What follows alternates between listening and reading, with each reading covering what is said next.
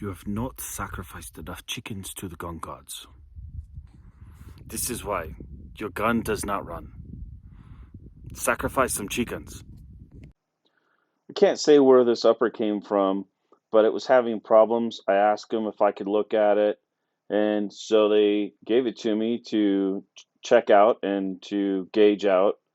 The first thing I did was I took it apart, I cleaned everything, and I rebuilt it.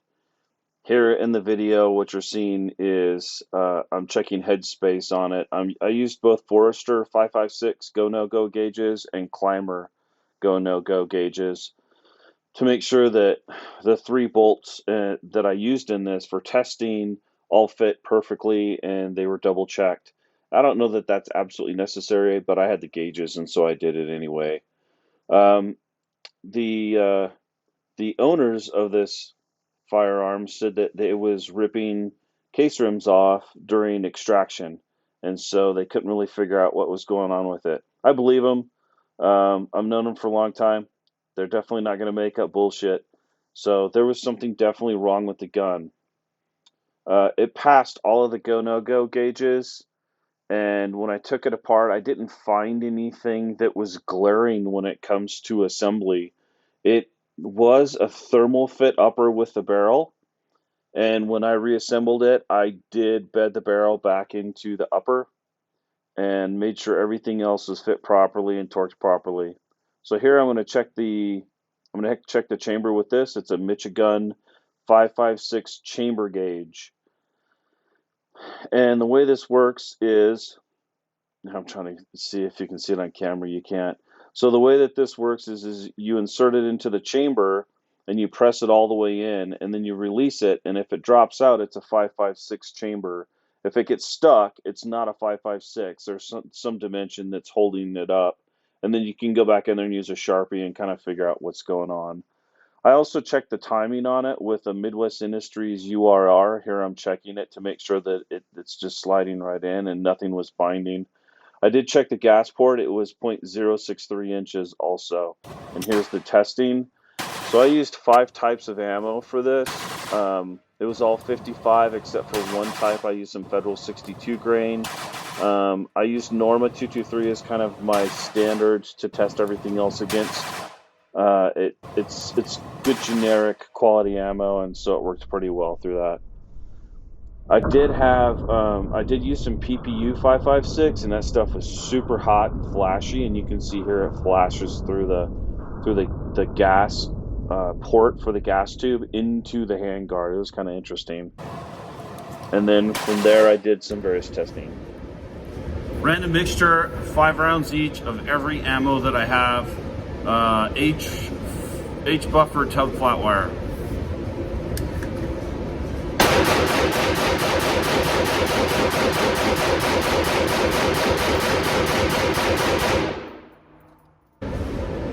Complete mix bag of all the ammo I have, 30 rounds with the H2 buffer, tub flat wire, and a Surefire RC2 suppressor.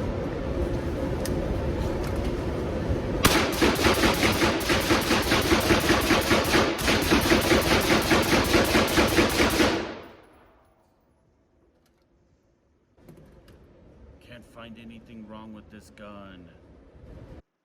Here's my target from the first day testing.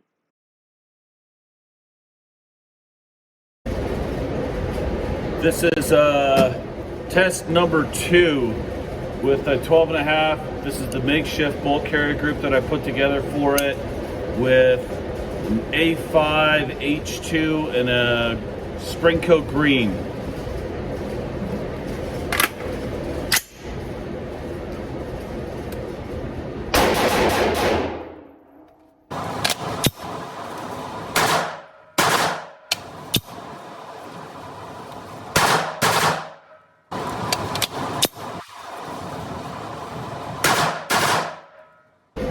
Alright, bolt carrier group test. All the bolt carrier group tests will be an H1 with a tub flat wire and a standard carbine tube off of the pistol lower from the shop.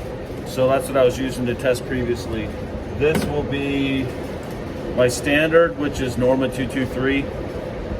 And then we'll try a bunch of different types of ammo, and then I have another bolt carrier group after this.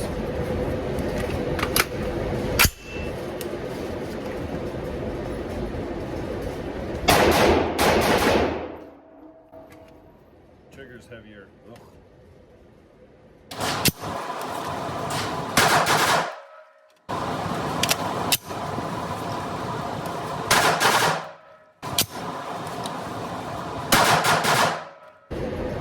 Sons of Liberty Gunworks bolt carrier group with brand new rings and a brand new extractor spring, a 5-coil with a standard of Norma 223 in H buffer and a tub flat wire, and I'm going to run the whole sequence with this setup. All the same ammo again.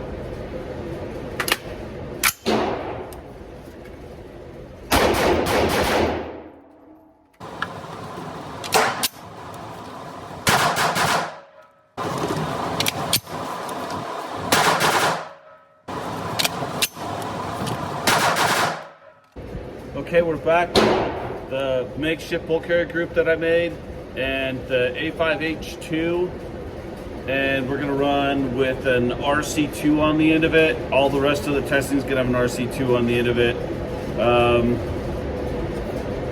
We'll start with Norma. It's our standard.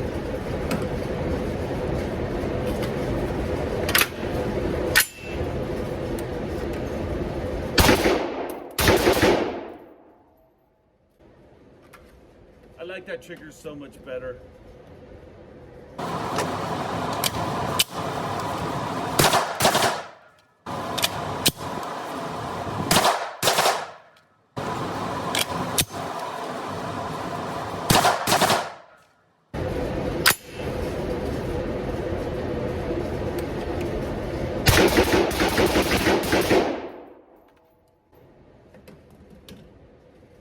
Just runs.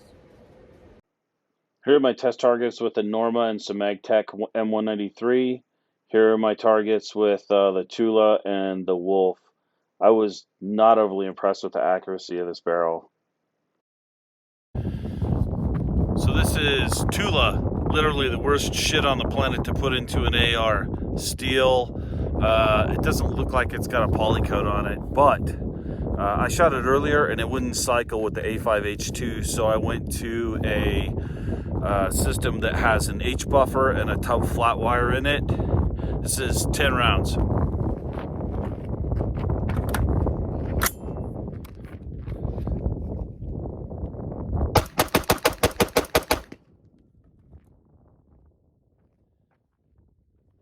keep going. All right, Wolf Polyformance 55 grain full metal jacket with the H buffer tub flat wire. We'll see how it runs this.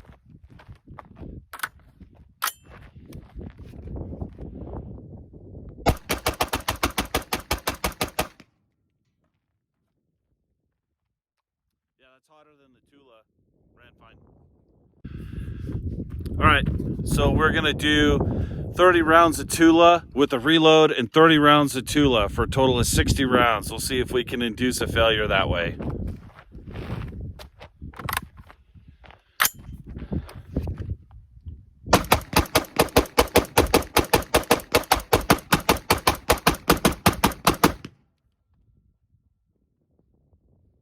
Speed reload.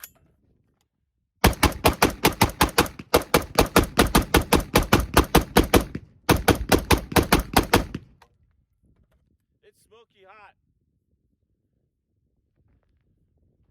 Yep, it's hot. So after all of that, I did check the barrel, I scoped it. There's nothing that I saw that was out of the ordinary except for this kind of one area.